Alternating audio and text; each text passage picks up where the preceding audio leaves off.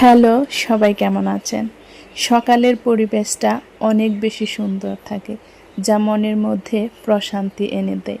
সকালবেলার একটা ভালো চিন্তা সমস্ত দিনটাকে ভালো করে দিতে পারে। রাইয়ান মক্তবে যাবে, কয়েকটা মহিষ রাস্তা দিয়ে যাচ্ছে, সে ভয় পেয়ে দাঁড়িয়ে আছে।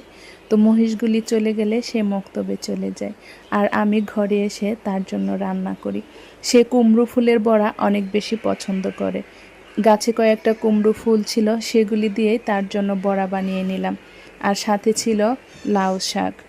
আর আমাদের জন্য মাছের লেজ ভাজি করে নিলাম। মাছের লেজ তরকারি চাইতে ভাজি করে খেলে কিন্তু বেশি ভালো লাগে।